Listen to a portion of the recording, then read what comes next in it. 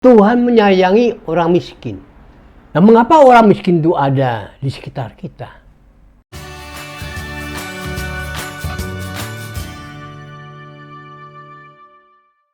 Puji Tuhan, para pemirsa yang berbahagia.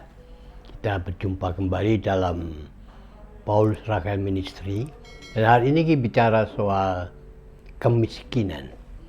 Namun mari kita berdoa, mohon hikmat Tuhan. Bapa, kembali kami merendahkan diri di hadirat-Mu Tuhan. Mempersiapkan hati jiwa roh kami untuk mendengar nasihat yang paling indah dalam hidup kami. Itulah firman-Mu. Kami mohon roh hikmat Allah menyertai kami dimanapun kami berada. Dan firman Tuhan memenuhi kehidupan kami supaya kami tetap di dalam Tuhan. Apapun yang terjadi. Dalam nama Yesus Kristus kami mengucap syukur. Amin. Nah, Bapak Ibu yang berbahagia, hari ini kita bicara soal kemiskinan. Saya percaya semua orang pasti mendengar, melihat peristiwa-peristiwa kata kemiskinan. Kenapa kemiskinan itu bisa terjadi? Bukankah negeri kita ini adalah negeri yang kaya, subur? Jadi bagaimana kita menyiasati kemiskinan itu? Nah, untuk itu mari kita akan mohon hikmat Tuhan di tengah-tengah kita. Untuk kita bisa mempelajari. Firman Tuhan mengatakan dalam Ulangan pasal 15. Ayat yang keempat, maka tidak akan ada orang yang miskin di antara, sebab sungguh Tuhan akan memberkati engkau di negeri yang diberikan Tuhan Allahmu kepadamu untuk menjadi milik pusaka. Nah, 3 pertanyaan tadi di depan sudah saya utarakan. Kemiskinan dapat diartikan tidak berharga dan kekurangan dalam hidup karena penghasilannya rendah.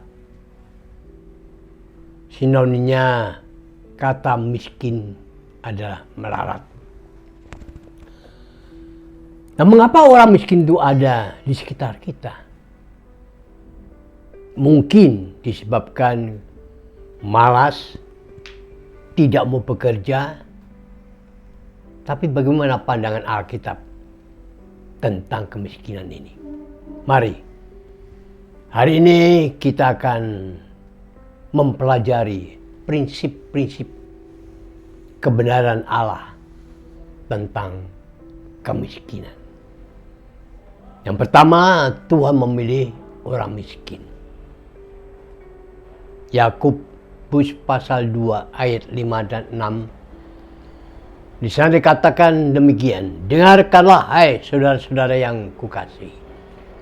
Bukankah Allah memilih orang-orang yang dianggap miskin oleh dunia ini untuk menjadi kaya dalam iman dan menjadi ahli waris kerajaan yang telah dijanjikannya kepada barang siapa yang mengasihi Dia? Tetapi kamu telah menghinakan orang-orang miskin.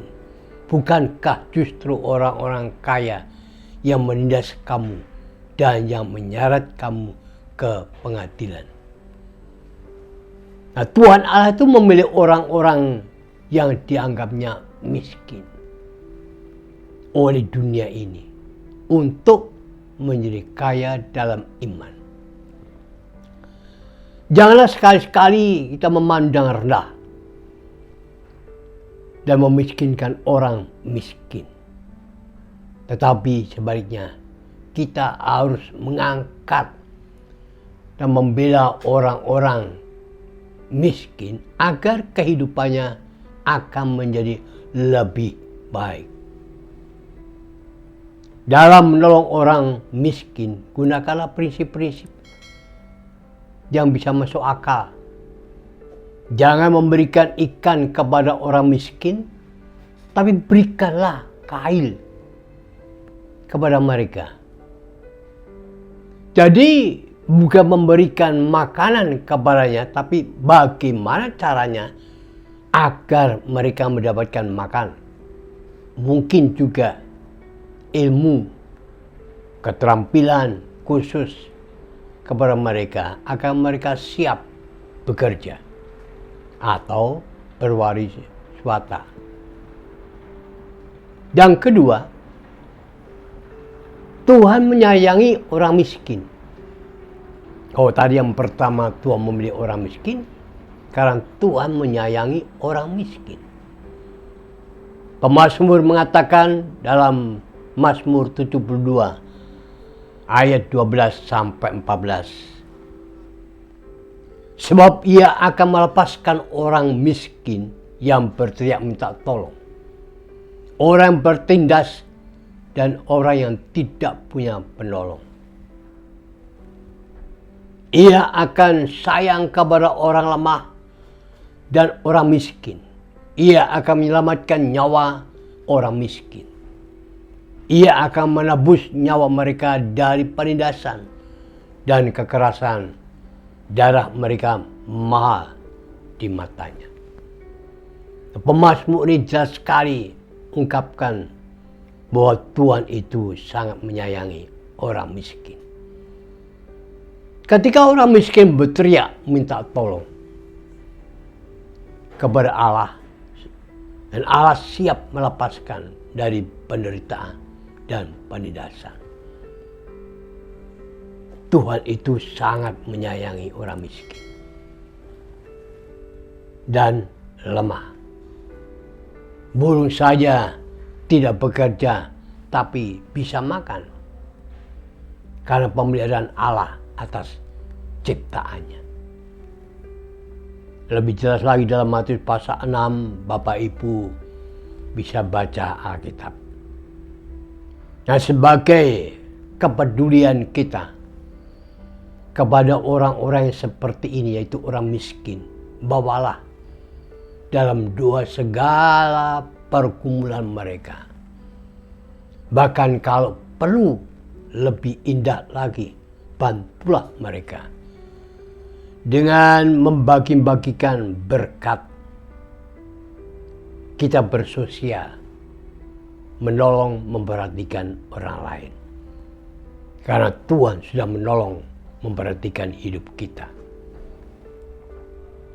Yang ketiga, tentang kemiskinan. Tuhan mendengarkan orang miskin. Dalam Mazmur 69 ayat yang ke-33.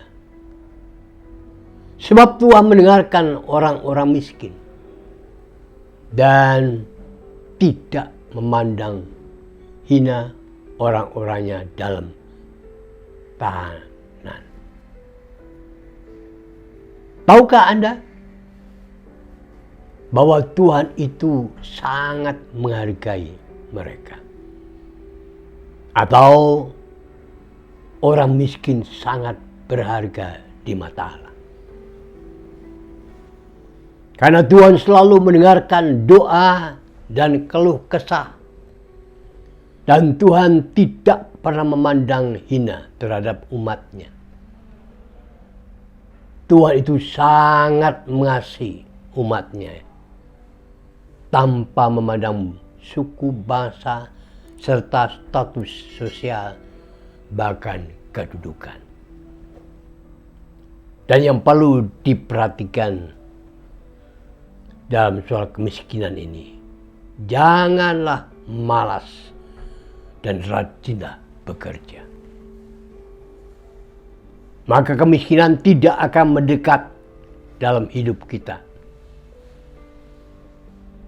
Ketergantungan yang mutlak kepada Tuhan Allah tidak akan pernah mengecewakan umatnya. Dan sebagai akhir penutup tentang kemiskinan, saya bacakan dalam suratan Paulus waktu di penjara. Filipi 4 ayat 19. Allahku akan memenuhi segala keperluanmu menurut kekayaan dan kemuliaannya dalam Kristus Yesus. Amin.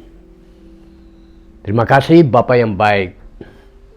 Engkaulah sumber jawaban dalam segala persoalan manusia. Di dalam Engkau banyak keindahan, banyak kebutuhan, dan itu tidak pernah berlalu dalam kehidupan kami. Tuhan selalu memelihara semaksimal segala kehidupan kami. Biarlah firman-Mu hari ini yang telah kami dengar bersama, kebenaran yang boleh terwujud dalam hidup kami. Kami tidak akan mengalami kemiskinan, karena Engkau yang punya surga dan bumi. Berarti kami terpelihara oleh karena kasih anugerah Tuhan. Terima kasih Tuhan, memberkati para pemirsa dimanapun mereka berada. Terpuji nama-Mu dalam nama Yesus.